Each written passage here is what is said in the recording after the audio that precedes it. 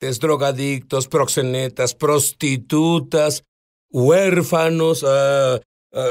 Él tenía a 34 miembros de su familia en prisión hasta hoy por asesinato. Tuvo un encuentro con el Mesías. Aprendió sobre maldiciones de linaje. Comenzó a romperlas en él y en su familia extendida. Y tiene pasión para ayudarte a romperlas. Y por cierto, estas maldiciones causan cosas como enfermedad, como pobreza.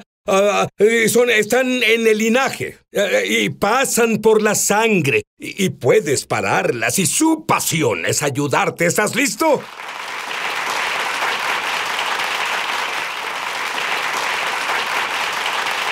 Y tengo a John Turnipseed conmigo y hablaremos un poco sobre maldiciones de linaje. ¿Qué entiendes por maldición de linaje?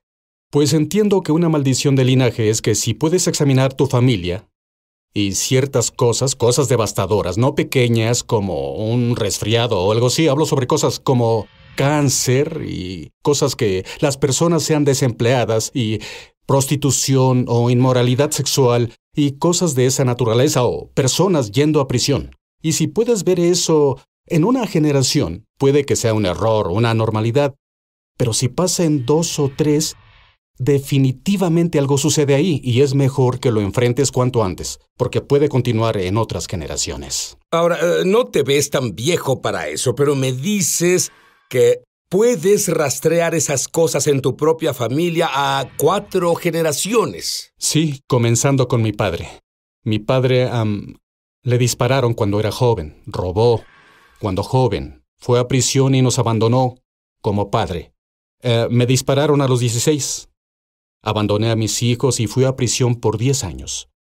A mi hijo el pequeño Johnny le dispararon 17 veces. Abandonó a sus 9 hijos y fue a prisión por 15 años. Y a su hijo le dispararon cuando era muy joven, era adolescente, está en cadena perpetua sin libertad condicional. Cada generación se puso peor y más fuerte. Y es cuando supe que tenía que hacer algo. Eso es un punto interesante. Espero que no lo pierdas. Él dijo, cada generación se puso peor en su linaje familiar. ¿Qué tan grande es la familia Turnipseed de la que estás hablando? Somos la familia más grande en Minnesota. En una reunión familiar somos unas 2,000 personas. Oh. ¿Y cuántos dirías en porcentaje ha afectado esta maldición? Diría que a la mayoría de las generaciones tal vez de 75 a 90%. Bueno, te criaste en un hogar amoroso, tuviste una buena infancia en Alabama. Sí. Y de pronto, desplazado a Minneapolis. Veamos este video. Tenía 6 años cuando el monstruo me comenzó a perseguir. ¡Dime quién ¡Debes es respetarme, ¿entiendes?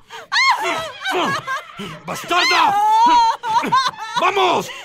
Deténlo, por favor, Dios, deténlo. Oré para que se fuera. Deténlo, por favor, Dios. Pero creo que deténlo. cuando tu padre es el diablo, no esperas que Dios responda a tus oraciones. No, detente. Debiste esperar eso. ¿No puedes detener al monstruo? No me hagas golpearte de nuevo. Encuentras a alguien que pueda.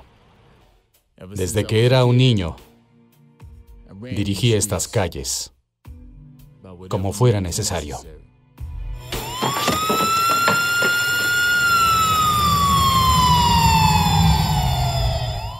Oh, una cosa más, John Turnipseed. Si entras en mi corte una vez más, solo una vez más, no verás a otro ser humano mientras puedas respirar.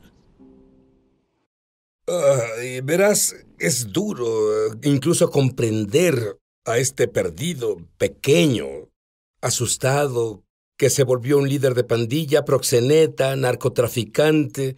Le dispararon, apuñalaron, lo secuestraron, adicto a la cocaína, robo a mano armada, entrando y saliendo de prisión. ¿Cómo pasó eso? Bueno, compadre, ausente y nadie que me supervisara. Fue básicamente cuando mi padre ya no era la cabeza del hogar, mi madre enferma y herida, y yo me aventuraba en el vecindario y a una cuadra de donde vivía, debido a que no había autoridad sobre mí. Un grupo de proxenetas y matones me aceptaron y me mostraron lo que creí era amor. Y entonces me aferré a ello tanto como pude y me llevó a las penitenciarías y todo eso. Cometí robos a mano armada a los 12 años. Pero fuiste criado en la iglesia. Sí. Tu padre fue criado en la iglesia. Diácono. ¿Y cómo alguien que tenía algo de conocimiento, solo un poco, y hizo cosas tan a sangre fría como tú? Bueno, fui criado en la iglesia y cuando tenía 6 o 7 años, mi abuela me dijo que yo sería Juan el Bautista, que sería un predicador, así que practicaba predicar a los 5 y 6 años y era mi destino. Teníamos una familia intacta, todos estaban casados, sin alcoholismo, todos iban a la iglesia y trabajaban duro. Buena familia. Y mi padre viene aquí solo y un par de años después, cuando vinimos aquí, no era la misma persona. Pasó de ser mi héroe a ser un monstruo. Y yo le tenía miedo, no me gustaba, y golpeaba a mi madre todos los días. Y no podía entender, lloré diario para que Dios lo parara en mi pequeña mente por mí mismo. Y no pasó para mí. Y un día dejé de orar y me puse muy enojado con Dios. Y pensé, se acabó. Todo eso que me dijeron y mi abuela es abracadabra. No funciona. Oré y él sigue golpeando a mi madre. ¿Y cómo un niño de 9 años lidia con eso? Pero cuando te involucraste en esa vida de crimen, ¿no había una voz diciéndote esto está mal, no deberías hacer esto? Un mínimo remordimiento. Al principio, pero pronto la conciencia se pone a dormir. Está cauterizada. Y luego se esfuma. Dijiste que cuando te involucraste en esas cosas fue casi como si una droga. Descríbelo. Absolutamente. No había nada mejor para mí que ir y poner una pistola en la cara de alguien y humillarlos y obligarlos a darme todo su dinero. Solo tranquilízate.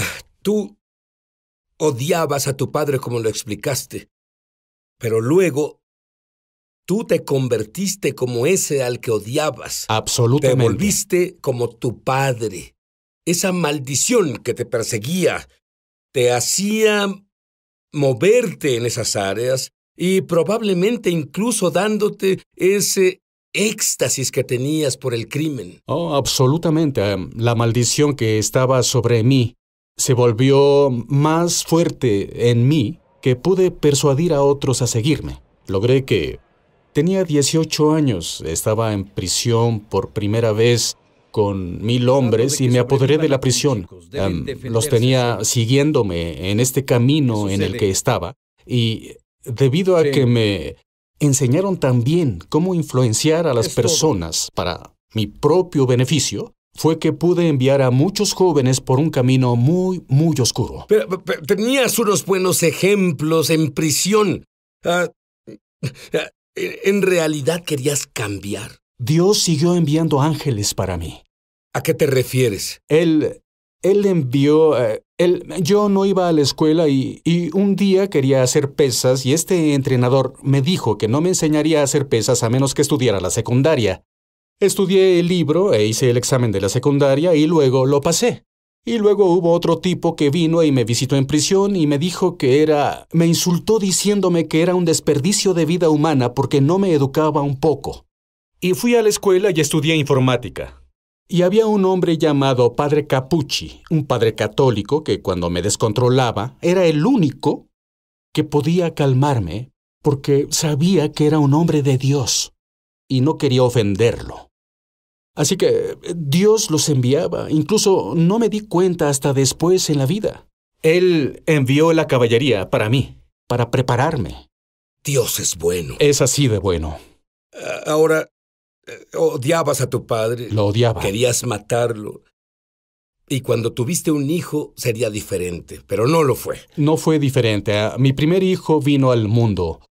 Me dispararon, a la madre le dispararon, a ella le disparó un matón que quería matarme. Todos sobrevivimos. Pero yo llevé esa maldad me siguió a mi hogar y trató de ejecutar a mi familia. Todo es parte de la maldición. Todo parte de la maldición, pero un ángel de Dios, su misericordia, estaba ahí. Bueno, tu vida era entrar y salir de la prisión. Tú tenías una habilidad, pero vivías una doble vida. Una vida como Qué bueno que estás una aquí. persona normal y una vida debido a la maldición que no te dejaba en paz. Ibas a ser muy en el arrestado, lo sabías, estabas en tu oficina. Un equipo de televisión se presentó. Describe eso para mí. Fui atrapado. Me metieron en la cárcel. Y me procesaron tal vez por unos 200 delitos graves. Y acordé declararme culpable de 50 de ellos si me dejaban salir para terminar de enseñar una clase. Y fue cuando Dios envió esos ángeles, recibí la habilidad de enseñar.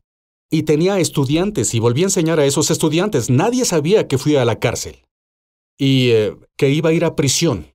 Me atrincheré en mi oficina y comencé a llorar. Comencé a llorar, quería matarme. Y algo de mi niñez vino a mí.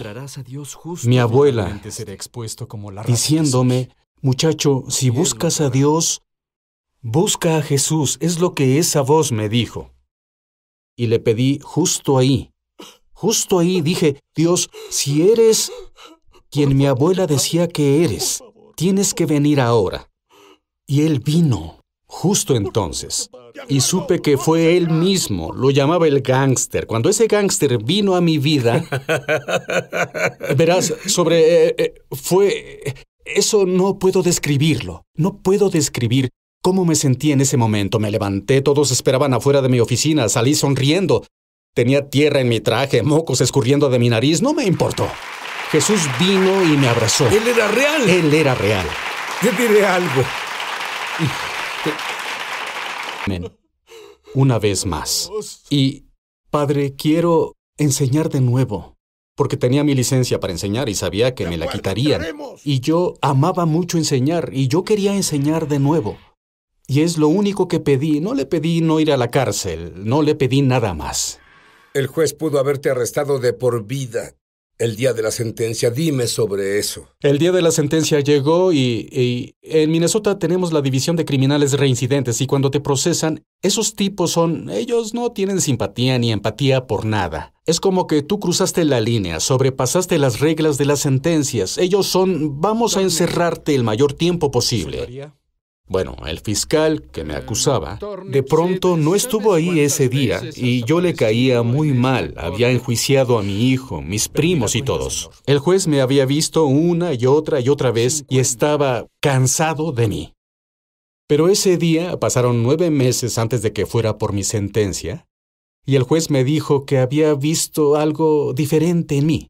Y mi abogado pedía que recibiera 10 años. Decía, dale 10 años. Y le dije a mi abogado, solo tranquilízate, amigo. Y el juez dijo, te daré libertad condicional y no sé por qué. No, sin haberte encerrado. Sin tiempo encerrado. ¡Eso es un milagro!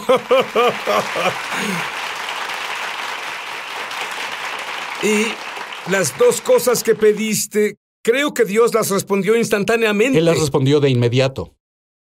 Tengo que preguntar. Y el lugar donde que avergoncé al ser arrestado y las cámaras vinieron, ellos no solo me recontrataron, pero me ascendieron.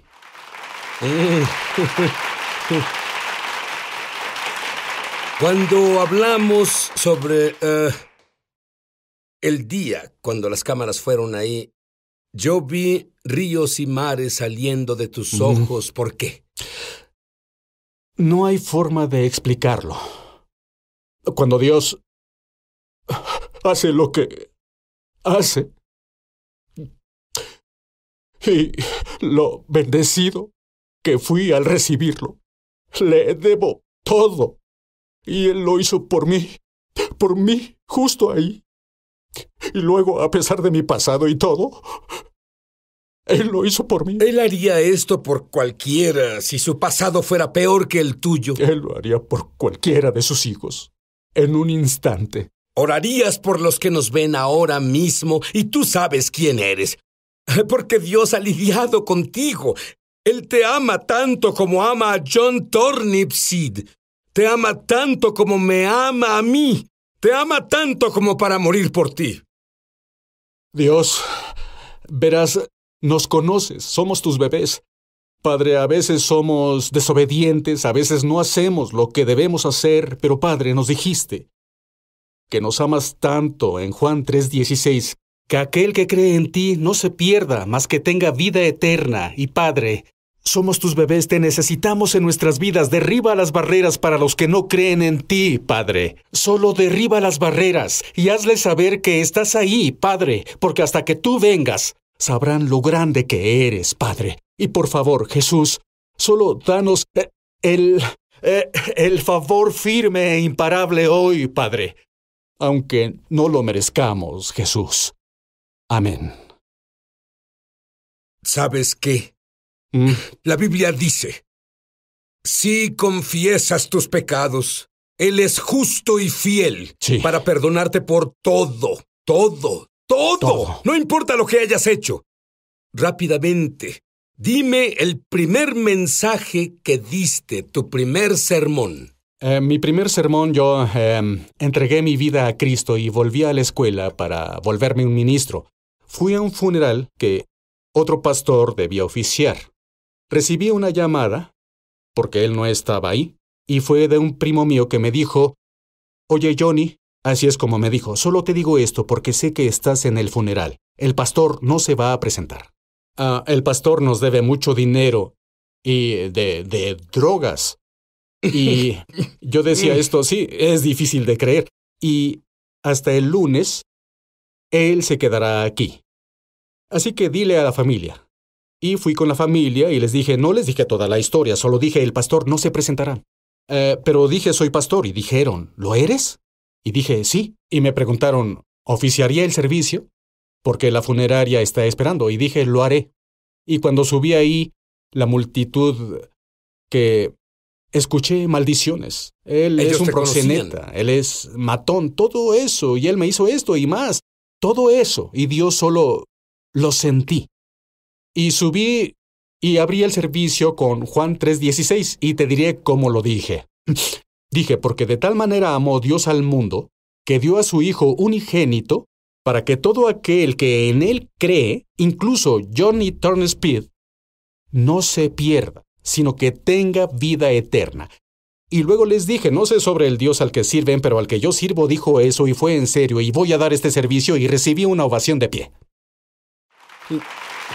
Bueno, ¿qué hay de esa gran y extensa familia de proxenetas y huérfanos y prisión y asesinos? 34 miembros de tu familia cumplen sentencias por asesinato ahora. ¿Qué sucede con toda esa familia? La mayoría de los prisioneros están salvados. ¿Qué porcentaje de ellos Yo dirías diría que están un salvados? 90%. Diría que un 90%. Todos... Mis hijos fueron salvados, mis hermanos están salvados. Ya no criamos criminales, criamos, espero que pequeños predicadores. ¿Entiendes? Esa es mi gran esperanza. Eso es más que un presidente en mi familia. Bien, con tu familia rompiste la maldición. ¿Cómo pueden las personas que te ven justo ahora romper las maldiciones en su familia, ya sean enfermedad, o sean divorcios, o ya sea prisión, o ya sean adicciones, o lo que sea? ¿Cómo? Lo que tuve que hacer con mi familia fue sentarme y enfrentarlos cara a cara. Estas son las cosas, y ser honesto, que infectan nuestra familia. ¿Bien? La prostitución y las pandillas y las drogas, todo eso, la ausencia del padre, los hombres abandonando a sus hijos, tuvimos que decir algunas cosas muy desagradables de la realidad de quiénes éramos. ¿Sí? Y luego, en acuerdo con todos, tuvimos que actuar. Y tuvimos que armarnos porque el enemigo vino el amigo sí que vino. Cuando comencé a decir este mensaje, comenzó a atacar a mi familia más que antes.